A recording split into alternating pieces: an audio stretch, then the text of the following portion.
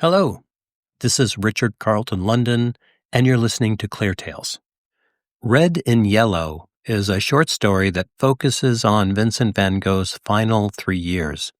Van Gogh, you probably know, is one of the world's most known and talked about and written about artists of the 19th century. A lot of attention has been written to him and devoted to his life and work. This story takes those facts, which there are many, and creates a fictional story around those final last years of his life. Let's just call it nonfiction. Here's a few interesting facts you may know or may not know. Anyway, Vincent van Gogh died at the age of 37 and had been a painter for just 9 years at the time of his death. He produced 800 paintings and drawings in the last 3 years of his life. 800. The final 70 days of his life in the village of Auvers, he completed 83 works. That's more than one a day, which is an amazing amount of work.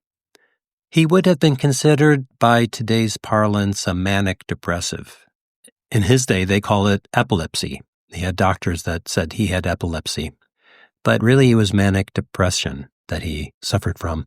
During the manic phase, he was outrageously productive, like producing 83 works in 70 days. And he did that for long periods, all day and all night, it seems. And then during the depressive part of his mental state, let's say, he was really trouble for himself and trouble for other people as well. I think it's also important to note that today he would probably be treated with drugs for being a manic depressive. They've got medications for these things. And would he have been a painter or even a great painter in today if he was taking these drugs? We'll never know that. Here's some other facts for you. He was not the first Vincent van Gogh. He was preceded by an older brother by 1 year who was a stillborn at birth. His brother's name was Vincent Wilhelm van Gogh. And as it was a custom in Holland at the time, the next born boy is to be named after the stillborn. So he was really the second Vincent van Gogh, which you'll hear about in the story. And nor was he the last one.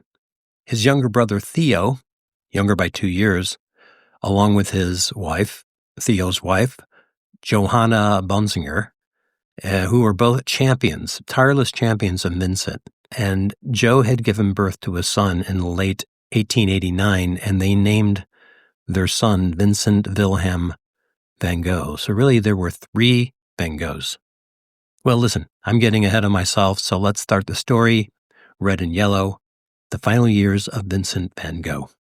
Chapter 1, The Ministry of Coal. If there's a hell, it isn't what you see in the old paintings. Goblins poking men with spears and dancing about your mortal soul on fire. No, it's the wind. A wet, cruel one that chews through your coat and scrambles your thoughts. An unforgiving wind that settles into your bones like a lifelong regret. And hell is the endless days of old cabbage, weeks of sweat, sealed into your woolen clothes, causing a relentless itching. And there's the Boron Age in the south of Belgium in January.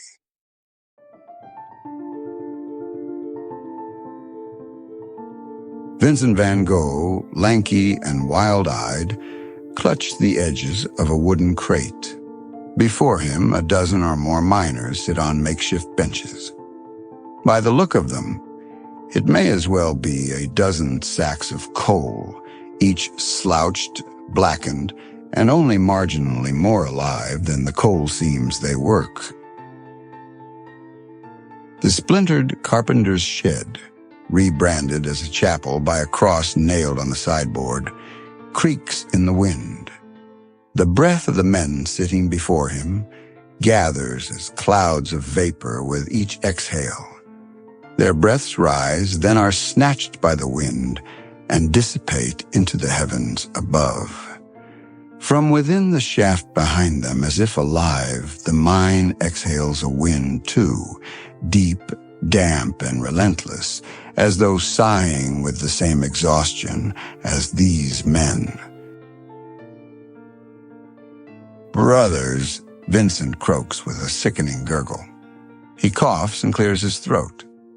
The sound is phlegmy, like something stuck way down there refusing to come out. His attempt to dislodge it sets 3 or 4 of the benched miners into their own hacking fit. That sets off others, and before long the small group sounds like a hospital ward. At the rear, the mine foreman stands with his assistant, a hulking brute, with fists like Christmas hams and eyes like boiled turnips. They watch the gathered flock. The miners are not here for the gospel. They're not moved or even mildly attentive. They're just tired. That's the main thing. And if it were not for the foreman paying them to listen, they'd be at home by this time or passed out in a tavern. The world is dark. Yes, Vincent begins again, trying to find his rhythm. But in the darkness, we seek guidance. We, he thinks. We? Vincent flips through his Bible. Its corners worn soft, cover cracked, and pages frayed from years of fingers flicking back and forth, seeking just the right passage. Luke. Ah, good old Luke. That's what today needs, he thinks. The Spirit of the Lord is upon me, he reads, because he hath anointed me to preach the gospel to the poor. The words float out into the icy air and drop like hailstones. The men blink at him with blank expressions, neither hostile nor receptive. No one nods, no one moves. Even the wind seems disinterested.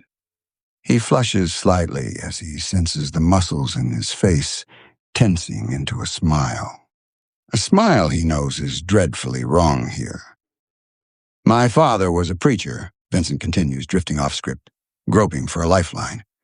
And his father before him. At least, I think he was a preacher, but I am not my father. A man wipes his nose. I have lived among you. I have eaten your food. I've shoveled coal, dug graves. I have nothing but faith from these toils. 1 or 2 of the men look up. This is not what they expected. Someone in the back bench snorts. He's digging others' graves while we dig our own, lads. Laughter rumbles through the crowd, low and mean. The foreman's assistant takes a swipe with his open hand at the side of the man's head and connects hard. The man falls off the bench with a muffled thump.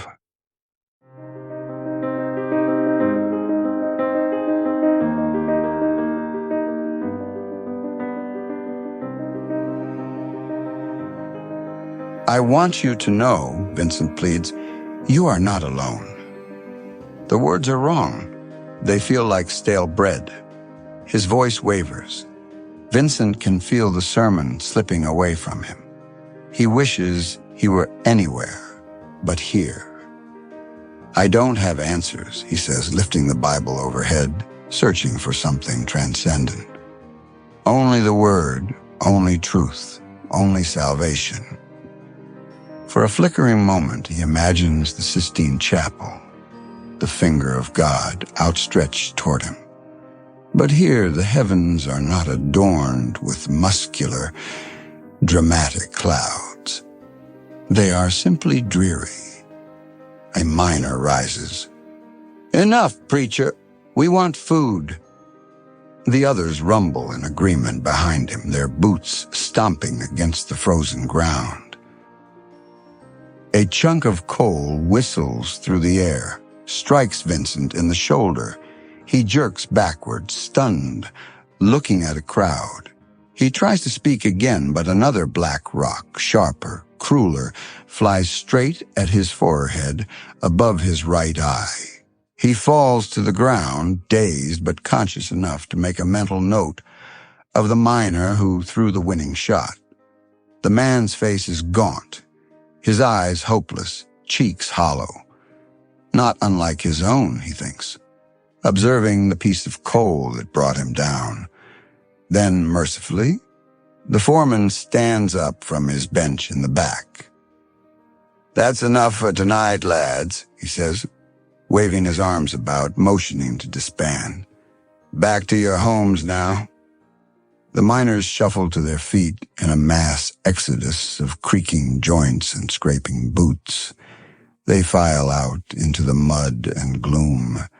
Periodic coughing fades into the mist as some look back at Vincent, propped up on his hands, alone with the splintered crate, Bible, and blood. He rolls to one side, clutching the coal fragment as if it were a holy artifact, and begins the trudge back to his lodgings.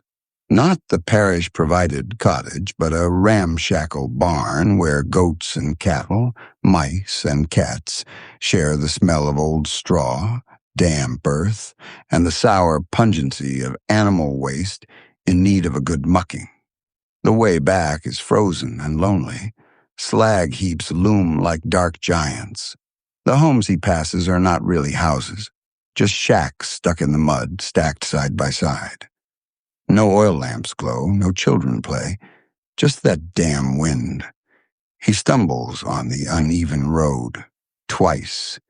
Each step crunches the frost underfoot like it is a gravel drive. Blood leaks into his eye as he keeps walking, one foot in front of the other, back north, through the fields of winter wheat and wooded paths to his drafty barn. It feels longer than it should, and he can't tell if he's lost blood or just hope. But his purpose and the world around him have slipped out of focus. He collapses on his straw mattress, still in his coat, and for a long time just lies there, staring at the beams above, watching frost grow in the cracks. The barn is no warmer than the wind. Boards gape. A spider hangs in the rafters above him, frozen mid-spin sometime in late fall. "I gave up everything," he whispers to the goat in the next stall. "Everything. Is it not enough?" The goat stares back with a blank, wide-eyed expression.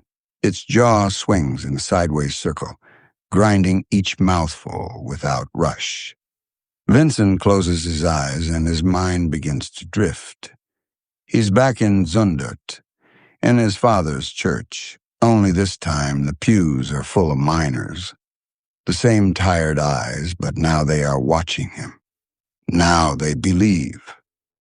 Light wakes him, a pale beam through the slats, falling straight on his face. The animals stir. Vincent groans and lifts himself slowly. His assigned morning chores beckon. Water from the spring and feed for the animals. His hands tremble as he rips into a crust of bread. A tin of soup, already gelatinous from the morning frost, waits at the barn door, a generosity from the farmer. He opens the Bible again, back to Luke. Good old Luke, 4:18. "He hath sent me to heal the brokenhearted, to preach deliverance to the captives." He pauses on those words, sets the Bible aside, reaches into his coat pocket and withdraws the shard of coal that struck him the day before, and turns to Isaiah 53. He is despised and rejected of men, a man of sorrows. And with a smooth edge, he begins to sketch across the words the face of the miner who hit him. His sharp cheekbones, sunken eyes, wild, accusatory look. His lines are as harsh as this life, quick, urgent, fleeting as the features begin to emerge. And we hid, as it were, our faces from him. He was despised, and we esteemed him not. Vincent dips his finger into the cold soup, dabs his crusted wound and smears it across the paper, giving the miner's cheeks the warmth of a rusty red. It's not pretty. It's not beautiful. But it's true. That's when the knock comes, a hard, fast pounding, rattling the door on its hinges. "Preacher Van Gogh!" Vincent looks up, wiping his soup-stained finger on his coat. "Yes?" "It's Father Van Alst," says a voice. "Open the door." The barn groans as Vincent rises. The sun glares through the slats. casting the visitor in silhouette. He steps aside as the door creaks open. "I remember you," Vincent says. "You may consider your position here terminated," the priest declares, not waiting for hospitality. "You have surrendered your housing, your stipend, your dignity. You live among livestock. The miners laugh at you. You disgrace the church. You no longer represent us. Good day." And with that, the man turns and walks out, leaving the door open. Vincent stands, frozen, blinking. The goat stares at him, slightly wall-eyed, still chewing something ancient. He reaches for his sketch, folds it gently, and tucks it between the pages of Isaiah. He gathers his coat and rucksack and says aloud, "Perhaps it was never the church's word I was here to speak. God should be found in nature, art, and the lives of ordinary people, rather than in the rigid dogma of church authorities and a preacher's warnings." And he departs. Outside, the wind begins again. The goat bleats, watching Vincent walk down the road. The spider still hangs above, frozen.